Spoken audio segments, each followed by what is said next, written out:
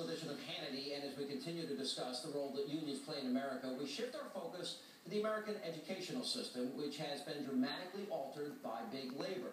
Now, in this day and age, we live in a culture where teachers cannot be held accountable for their failures, and if a student and their test scores are low, well, we're supposed to just turn our heads and let them graduate anyway.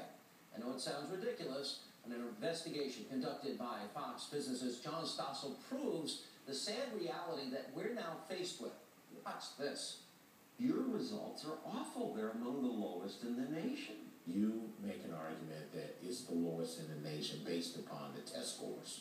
Now, I would say that ours can get better, but I would say that ours are... Your predecessors, the unions, have been saying that for years. I think the unions have a pretty strong history of advocating for high-quality public education. But not achieving it. Our test scores are not what we choose to focus on.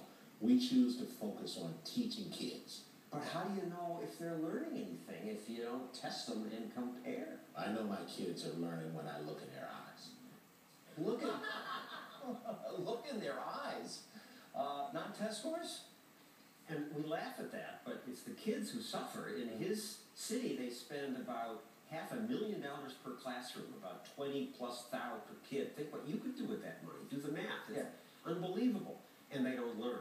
Yeah, so I've always supported vouchers. Let schools compete for those education dollars, and we know where the money's going to go, to the best schools. Why are teachers' unions so resistant to that? And the education establishment, because they lose controls, because they have to suck up to the parents like every other private sector business and please the customers. If the money, 20,000 were attached to each kid, or the average in America is about 13,000, schools would work hard to compete for that money, and the best schools would thrive. You have a chart in your hand how difficult it is to fire a teacher. I brought this because when I interviewed the current head of the teachers union, it said he can't fire bad teachers. There's this one teacher said he couldn't fire in New York. They were sending sexual emails to Cutie 101, his 16-year-old student. And she said, well, you can fire. You just have to go through the steps. And the principals are too lazy to go through the steps. And it doesn't look that bad if you just start to look at it. But they have a 200-page rule book. And the steps go on, and this is why... Those are all the steps. All the steps in the appeals you have to go through. And this is why the private sector does everything better, because you got to improve all the time. Union work rules are what kills entrepreneurship. You know, and this is not something new, John. If you go back when President Reagan was in office, and there was this historical study, landmark study, A Nation at Risk, that study concluded what has happened to the educational system in America, were it done by an outside entity or force, would be tantamount to an act of war.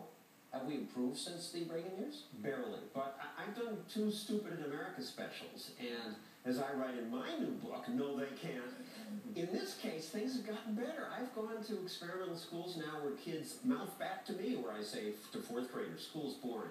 No, it isn't, Mr. Stossel. They make it interesting here. I like to read now.